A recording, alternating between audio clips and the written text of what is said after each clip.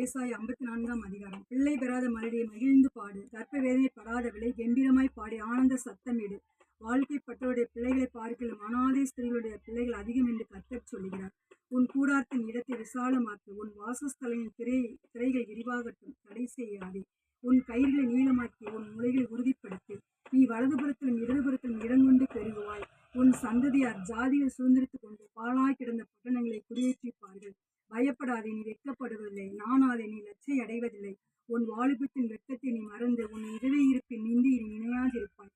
உன் சிருஷ்டிகரே உன் நாயகர், சேனையின் கர்த்தர் என்பது அவருடைய நாமம். இஸ்ரவேலின் பரிசுத்தர் உன் மீட்பர். அவர் சர்வ பூமியின் தேவன் எண்ணப்படுவார். கைவிடப்பட்டு மனம் நொந்தலான ஸ்திரீயைப் போலும் இளம் பிராயத்தில் விவாகம் செய்து தள்ளப்பட்ட மனைவி போலும் இருக்கிற உன்னை கர்த்தர் அழைத்தார் என்று உன் தேவன் சொல்லுகிறார். இமைப்பொழுது உன்னை கைவிட்டேன், ஆனால் முறுக்கமான இறக்குகள் உன்னை சேர்த்துக் கொள்வேன். அற்பகாலம் உண்ட கோபத்தினால் என் முகத்தை இமைப்பொழுது உனக்கு மறைத்தேன், ஆனால் நித்திய குருபேடன் உனக்கு இறங்குவேன் என்று கர்த்தராகி உன் மீட்பர் சொல்லுகிறார்.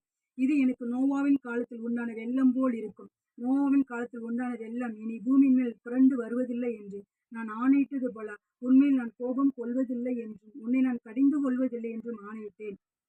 மலைகள் விலகினாலும் பருவங்கள் நிலைபெறந்தாலும் என் கிருபை உன்னை விட்டு விலகாமலும் என் சமானத்தை உடன்படிக்கை நிலைபெறாமல் இருக்கும் என்று உண்மையில் மனதுகிற கர்த்தர் சொல்லுகிறார். சிறுமைப்பட்டவளே, பெருங்காற்றில் அடிபட்டவளே, தேற்றரவற்றவளே, இதோ நான் உன் கல்லுகளை பிரகாசிக்கும்படி வைத்து நீல ரத்தினங்களை உன் அஸ்திபாரமாக்கி உன் பலகணிகளை பளிங்கும் உன் வாசல்களை மாணிக்க கற்களும் உன் மதில்களை எல்லாம் உச்சிதமான கற்களும் ஆக்குவேன். உன் பிள்ளைகள் எல்லாரும் கர்த்தரால் போதிக்கப்பட்டிருப்பார்கள். உன் பிள்ளையுடைய சமாதானம் பெரிதாயிருக்கும். நீதியால் ஸ்திரப்பட்டிருப்பாய். கொடுமைக்கு தூரம் ஆவாய், பயமில்லாதிருப்பாய். திகிலுக்கு தூரம் ஆவாய், அது உன்னை அணுகுவதில்லை. இதோ உனக்கு விரோதமாய் கூட்டம் கூடினால் அது என்னாலே கூடுகிற கூட்டம் அல்ல. எவர்கள் உனக்கு விரோதமாய் கூடுகிறார்களோ அவர்கள் உன் பட்சத்தில் வருவார்கள்.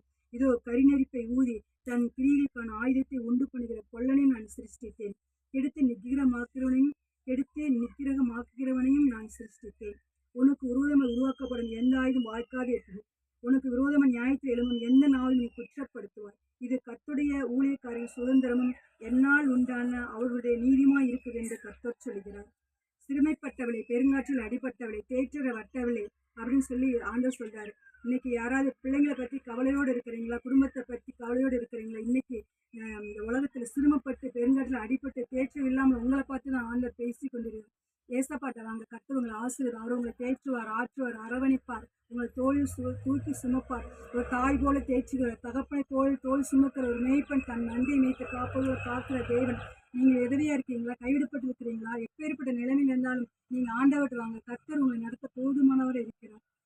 மகளே, இயேசு உங்களை நேசிக்கிறார். அன்பு தாயே, இயேசு உங்களை நேசிக்கிறார். சகோதரியே, இயேசு உங்களை நேசிக்கிறார். ஏசப்பாட்ட வாங்க, கர்த்தர் சமாதானம், சந்தோஷம், நிம்மதி, நித்திய ஜீவன் உங்களுக்கு தருவார்.